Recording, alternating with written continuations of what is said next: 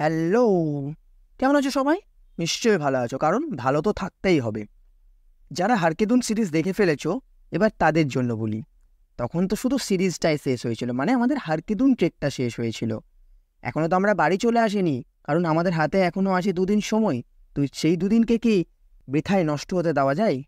তার সদ্ব্যবহার তো করতেই হবে। যেহেতু আজ আমরা দেরাদুনে একটু সন্ধ্যের দিকে পৌঁছেছিলাম, তাই ফ্রেশ হয়ে বেরিয়ে পড়েছি পল্টন বাজার ঘুরতে। তো এখন আমরা পল্টন মার্কেটে আছি, এরপরে আমরা মার্কেটটা একটু ঘুরে দেখব। চলো দেখাও। কি করছিস? এই পল্টন মার্কেটটি অনেক বড় একটি মার্কেট এবং এখানে কেনাকাটির জন্য অনেক দোকান পাওয়া যাবে, কিন্তু দেখার সেরকম তো কিছু নেই। কিন্তু এইখানে একটি গুরুদ্বারা ছিল, যেখানে আমরা গেছিলাম ততক্ষণে ওটি বন্ধ হয়ে গেছিল, তাই সেরকম বিশেষ কিছু দেখা যায়নি। এখানে দেখার বলতে তো সেরকম কিছু পেলাম না, শুধু এই টুকটাক খানাপিনা হলো আর ওই বাজারটা একটু ঘোরাঘুরি, এরপরে রাত্রে ডিনার করে ঘুম। কাল সকাল থেকে একটা ধামাকা করা যাবে। তো আজকের দিনটা আমরা সকালবেলাটা ঘুরবো দেরাদুনে, ওই জন্য আমরা সবাই স্কুটি রেন্টে নিয়ে নিচ্ছি।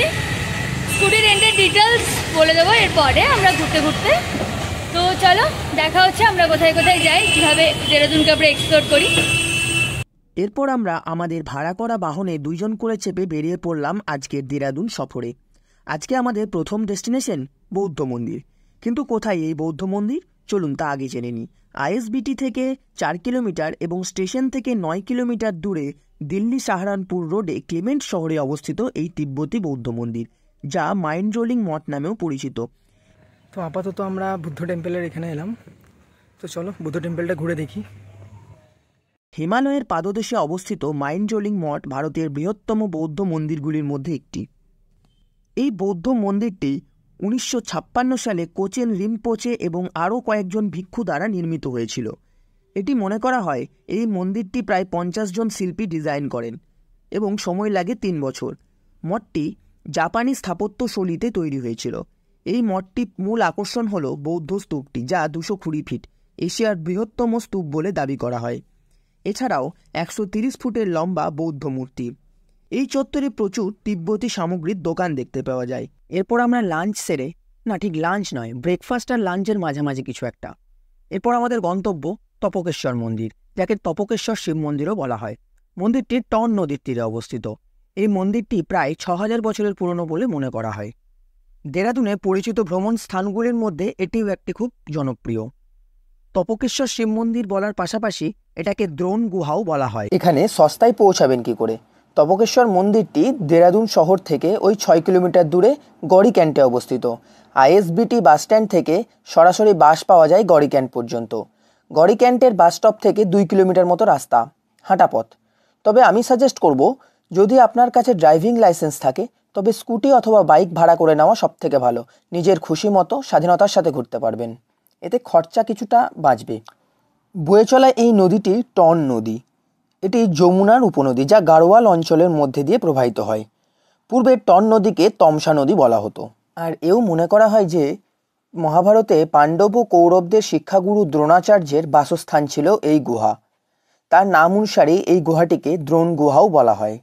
প্রাকৃতিক উপায়ে গড়ে ওঠা এই গুহায় সর্বদাই জল পড়তে থাকে, যা এই গুহাটিকে আরও আকর্ষণীয় করে তোলে দর্শনার্থীদের কাছে।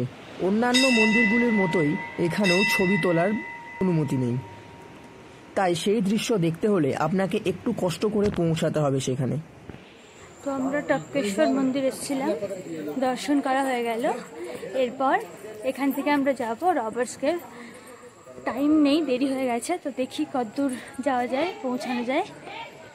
চলো আগে দেখা হচ্ছে। এবার বলি বাইক রেন্টের ব্যাপারটা। অনেক হোটেল এবং দোকান বাইক রেন্ট দেয়।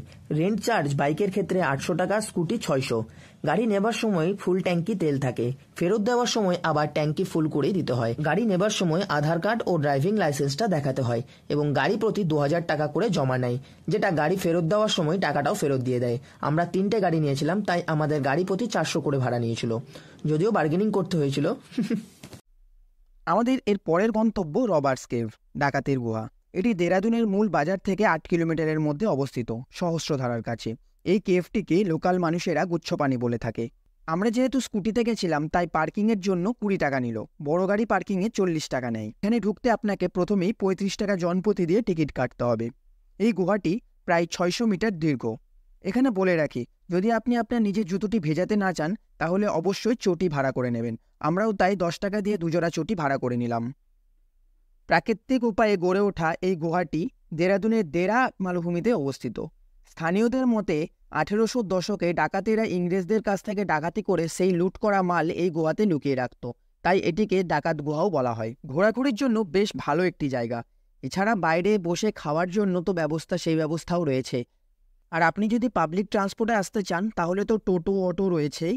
এছাড়াও আনারওয়ালা গ্রাম পর্যন্ত লোকাল বাস চলে, ভাড়া 20 টাকা। সেখান থেকে রবার্টস কেভ 1 কিলোমিটার।